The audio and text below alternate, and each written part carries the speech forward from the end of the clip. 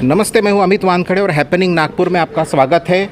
आज हम यहां पे वॉस्कॉन 2022 38 एनुअल कॉन्फ्रेंस ऑफ वॉस में यहां पे आए हुए हैं। हमारे साथ है नई टीम, हम उनसे एक एक करके बात करेंगे, उनका परिचय लेंगे। सर, बहुत बहुत स्वागत है आपका हैपनिंग नागपुर में। सर, एक शॉर्ट में आपका परिचय दीजिए।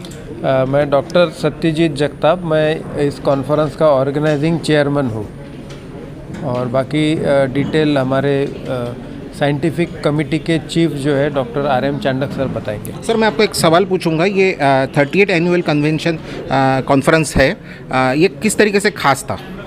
इसकी खासियत ये थी कि इसमें हम जो बोलते हैं वर्कशॉप्स, कार्यशाला, अराउंड 16 वर्कशॉप्स थे। तो ये एक विदर्भ ऑर्थोपेडिक सोसाइटी की हिस्ट्री में पहली बार ऐसा हुआ है। इतने सारे वर्कशॉप थे और इसमें काफ़ी लोगों को, काफ़ी डेलीगेट्स को फ़ायदा हुआ है।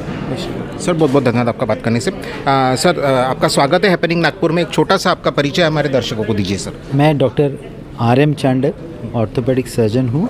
विदर्भ ऑर्थोपेडिक सोसाइटी, इस सोसाइटी द्वारा 38 conference, Vidarbha orthopedic society conference, जिसको हम नाम देते हैं वॉस्कॉन, इसका यहाँ आयोजन हुआ। 10 और 11 तारीख को ये कॉन्फ्रेंस हुई। ये कॉन्फ्रेंस बहुत ही अद्भुत थी। कॉन्फ्रेंस के एंड में सभी डेलीगेट्स कॉन्फ्रेंस रूम में एकेडमिक्स को सुनने के लिए आतुर थे। बाहर गांव से तकरीबन 15 से 16 फैकल्टीज़ आई थी। ये पूरे इंडिया से फैकल्टीज़ आई थी। बाहर के लोगों के अध्ययन इसमें थे, लोकल लोगों के अध्ययन थे, नागपुर के एडजॉइनिंग 5-6 मेडिकल कॉलेज के विद्यार्थी, उनके शिक्षकगण, सभी प्राध्यापकगण इस कॉन्फ्रेंस में संलग्न थे। सबके रिसर्च यहाँ प्रस्तुत किए गए। इसमें कई प्राइजेस भी दिए गए। विद्यार्थियों ने फर्स्ट, सेकंड, थर्ड प्राइज़, और मुझे खुशी है बताते हुए कि यहाँ पर भी काफ़ी रिसर्च अपने संभाग में हो रहा है और सभी डेलीगेट्स ने उस रिसर्च की तारीफ़ की। बहुत सारे नए विषय पे जिस पे अध्ययन किया गया। आजकल ऑस्टियोपोरोसिस बहुत हो रहा है, तो ऑस्टियोपोरोसिस के रोकने की रोकथाम, उसको बचने के प्रयोग, ऑस्टियोपोरोसिस वाले जो फ्रैक्चर के मरीज हैं उनके लिए बेस्ट ट्रीटमेंट क्या हो सकता है, बेस्ट मोडालिटी क्या हो सकती है, इस पे डिबेट्स, क्या करना चाहिए उनके लिए, कौन से इम्प्लांट्स उसमें यूज़ होना चाहिए, किससे बेस्ट रिज़ल्ट मिलते हैं, इन पे सभी का मनोगत था। सभी से उसमें राय ली गई थी। सभी डेलीगेट्स ने इस कॉन्फ्रेंस को सराहा। उनकी इच्छा थी सबकी कि और अगर हमको समय मिलता तो हम और सीखते। सभी ने इस कॉन्फ्रेंस को सराहा, सभी ने कंट्रीब्यूट किया, सभी ने लर्न किया और अंत में सभी लोग यह कह के गए कि ये एक अद्भुत कॉन्फ्रेंस थी, अद्भुत प्रायोजन था। इसमें पूरी विदर्भ ऑर्थोपेडिक सोसाइटी एक फैमिली की तरह रही और सभी ने उसमें अपना बहुमूल्य योगदान दिया। सभी ने उसे सराहा और सभी ने बहुत कुछ सीख के गए। मुझे तो एक कैंडिडेट ने बताया कि मुझे उसकी ऑलमोस्ट 10 पेज, मैं इतने सारे पॉइंट्स लेके जा रहा हूँ जिसको हम टेक होम पॉइंट्स बोलते हैं, और ये मेरे प्रैक्टिस में भी बहुत काम आएंगे, मेरे मरीजों को भी काम आएंगे और मरीजों का इस कॉन्फ्रेंस से बहुत फ़ायदा होगा। सर, बहुत बहुत धन्यवाद आपका हैपनिंग नागपुर से बात करने के लिए। सर, एक हैपनिंग नागपुर में आपका बहुत बहुत स्वागत है। एक छोटा सा परिचय आप दीजिए। मैं डॉक्टर मकरंद दोपावकर, मैं विदर्भ ऑर्थोपेडिक सोसाइटी नागपुर का प्रेसिडेंट या अध्यक्ष हूँ। सर, यहाँ पे आज कितने वर्कशॉप्स हुए और वर्कशॉप्स में कौन सी सर्जरीज हुई? आज लगभग 16 से 17 वर्कशॉप्स कल और आज में। कल सुबह 5, शाम को 5 और आज लगभग 6 से 7 वर्कशॉप्स हुए। इसमें ऑर्थोपेडिक्स के सभी विभिन्न जो सब स्पेशलिटीज़ है उससे रिलेटेड, यानी अपने कूल्हे के बोन का फ्रैक्चर, घुटने के फ्रैक्चर, रिस्ट बोन के फ्रैक्चर्स, एल्बो के फ्रैक्चर्स, शोल्डर के फ्रैक्चर्स, क्लाविकल कॉलर बोन के फ्रैक्चर, इस सभी प्रकार के फ्रैक्चर्स पे, स्पाइन पे, बहुत सभी टॉपिक्स पे, जिस पे यानी इस प्रकार के कॉन्फ्रेंस में इतने सारे टॉपिक्स पे नॉर्मली कोई भी कॉन्फ्रेंस में 4 या 5 वर्कशॉप्स होते हैं, कार्यशालाएं होती है। ये कॉन्फ्रेंस पे पहली बार लगभग 16 से 17 वर्कशॉप्स कंडक्ट किए गए और वो बहुत अच्छी तरह हुए, जिसमें लगभग हर वर्कशॉप में एक नेशनल लेवल की फैकल्टी थी। हमारे आज जो भी पार्टिसिपेंट्स आए थे, 350-400 पार्टिसिपेंट्स थे, वो सभी आखिरी तक के, आखिरी वर्कशॉप तक के सभी लोग उपस्थित थे। तो ये चीज़ ये दर्शाती है कि ये कॉन्फ्रेंस से हर एक को कुछ ना कुछ सीखने को मिला। पहली बार न केवल विदर्भ से बल्कि मध्य प्रदेश, छत्तीसगढ़, सभी भागों से इतने ज़्यादा प्रमाण में विदर्भ ऑर्थोपेडिक सोसाइटी के कॉन्फ्रेंस में इतने लोग आए। सर जैसे कि डॉक्टर साहब ने अर्लियर कहा कि टेक होम पॉइंट्स भी काफ़ी, जो भी आए थे सब ऑर्थोपेडिक सर्जन्स ही थे और एक्सपीरियंस थे, टेक होम पॉइंट्स भी काफ़ी सारे सर्जन्स लेके गए, तो आप थोड़ा सा उसके ऊपर कुछ प्रकाश डाल सकते हैं? देखिए, इस प्रकार के कॉन्फ्रेंस के आयोजन का इकलौता मकसद ये होता है कि यहाँ पे जो भी चीज़ें डिस्कस होती है ये यहाँ से सीख के जो भी लोग अपने क्लिनिक में जाके उसको प्रैक्टिस करते हैं, उससे मरीजों का ही फ़ायदा होता है। जो भी नई तकनीकें आती है उसके ऊपर जो भी अध्ययन होता है वो चीज़ें यहाँ पे सीखने के बाद अगर उसका लाभ अगर मरीजों को मिलता है तो उससे अल्टीमेटली मरीजों का फ़ायदा ही होगा। हाँ, सर बहुत बहुत धन्यवाद आपका हैपनिंग नागपुर से बात करने के लिए। अब अगले जो शख्स है डॉक्टर आलोक उमरे, उनकी मैं पहचान तो लूँगा ही, पर आपको मैं बता दूंगा कि नागपुर के जाने माने रिप्लेसमेंट सर्जन है।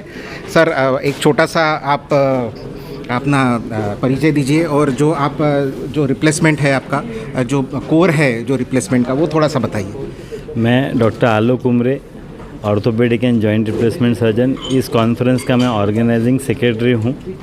और इस बार हम लोगों ने कोशिश की है कि जो लेटेस्ट टेक्नोलॉजीज़ है, जैसे कि जो हम लोग प्रैक्टिस कर रहे हैं पिछले 10 साल से, नेविगेशन हो गया, रोबोटिक्स हो गया, इसको भी इसमें यूज़ करके दिखाएं लोगों को। फिर जॉइंट रिप्लेसमेंट के नए टेक्निक्स का इसमें लोगों को विवरण दें, उनको सिखाएं वो चीज़, ताकि वो अपने इंटीरियर में लोग उसको प्रैक्टिस कर सके। स्पाइन सर्जरीज़ के बारे में बताएं, पेल्विक सर्जरीज़ के बारे में बताएं, हर स्पेशलिटी के बारे में उनको अवगत कराएं और इससे कोशिश करें कि लोग वो सीखें और उसको प्रैक्टिस करके पेशेंट्स का बेनिफिट करें।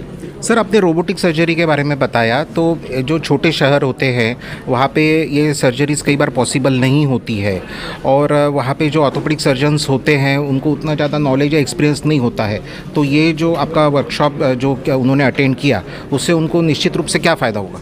उनको उसके अल्टरनेटिव टेक्निक्स बताते हैं कि ऐसे टाइम पे अल्टरनेटिव टेक्निक्स क्या हैं। अगर आपके पास नेविगेशन नहीं है या आपके पास नहीं है, ये टेक्नोलॉजीज़ नहीं है, तो उसको आप अल्टरनेटिव टेक्निक से कैसा यूटिलाइज़ कर सकते हैं और किसी तरह पेशेंट का बेनिफिट कर सकते हैं, उसके बारे में उनको अवगत कराया गया।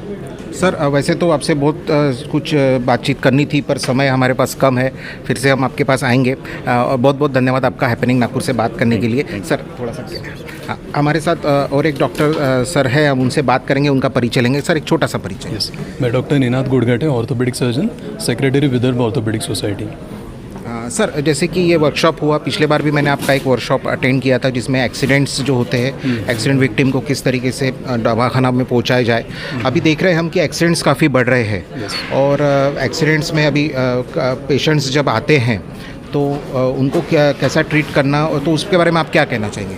ये वर्कशॉप में क्या उसमें हुआ? एग्जैक्टली अभी हम लोग अगर देखें तो जो एक्सीडेंट की संख्या है वो भी बढ़ रही है और जिस तरह के एक्सीडेंट पहले अगर जो 10-15 साल पहले हम लोग देखते थे, तो अभी हम लोग बहुत कॉम्प्लेक्स ऐसे एक्सीडेंट्स, मतलब कॉम्प्लेक्स फ्रैक्चर्स देख रहे हैं, क्योंकि जो एक्सीडेंट हो रहे हैं अभी वो बहुत हाई वेलोसिटी एक्सीडेंट्स हो रहे हैं। तो ये जो हमारा कॉन्फ्रेंस हुआ है, तो इसमें हमने स्पेसिफिकली ऐसे जो कॉम्प्लेक्स फ्रैक्चर्स हैं, तो इन फ्रैक्चर्स को कैसे ट्रीट किया जा सकता है, इस पे बहुत ज़्यादा जोर दिया है।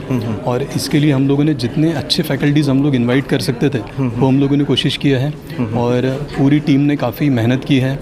2 साल के बाद फैकल्टीज़ के नाम आप बता सकें? यस बिल्कुल। मुंबई के काफ़ी मशहूर फैकल्टी, काफ़ी senior orthopaedic surgeon doctor D तन्ना सर, ये हमारे चीफ गेस्ट थे। स्पाइन स्पेशलिस्ट डॉक्टर अभय नेने थे मुंबई से joint replacement surgeon doctor Harish भेंडे ये भी थे। डॉक्टर जवाहर जेठवा एक सीनियर ऑर्थोपेडिक सर्जन है गुजरात से, वो थे। इसके अलावा और काफ़ी सीनियर फैकल्टी मेंबर्स थे और कुछ फैकल्टी हम लोगों ने इवन ऑनलाइन उनके जो टॉक्स थे वो भी हम लोगों ने रिकॉर्ड किए, क्योंकि वो किसी वजह से नहीं आ पाए, तो हम लोगों ने ऑनलाइन फैसिलिटी भी यूज़ किया और उसका भी हमारे डेलीगेट्स काफ़ी मतलब फ़ायदा उठा सके। सर और क्या प्लानिंग है आपका? अभी जो 1 साल है पूरा, 1 साल में और क्या क्या प्लानिंग है आपका?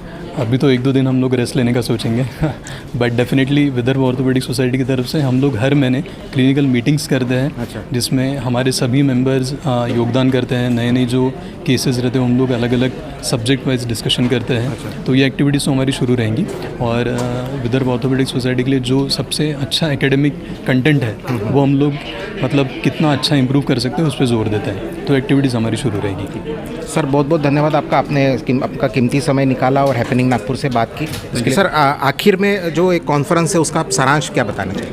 सारांश ये बताना चाहते हैं कि बहुत ही यानी one of the best conference ऐसे सभी लोगों ने बोला है और इससे बहुत सभी लोगों को फ़ायदा हुआ है। यानी जो फैकल्टीज़ है, जो डेलीगेट्स है, डेलीगेट्स भी सभी फैकल्टीज़ से कम नहीं है। तो एक जो नॉलेज का एक्सचेंज हुआ, विचारों का आदान प्रदान हुआ, उससे सभी लोगों को फ़ायदा हुआ और एक बहुत ही बढ़िया कॉन्फ्रेंस हुई, ये मैं बोल सकता हूँ। सर बहुत बहुत धन्यवाद आपका। हैपनिंग नागपुर से बात करेंगे।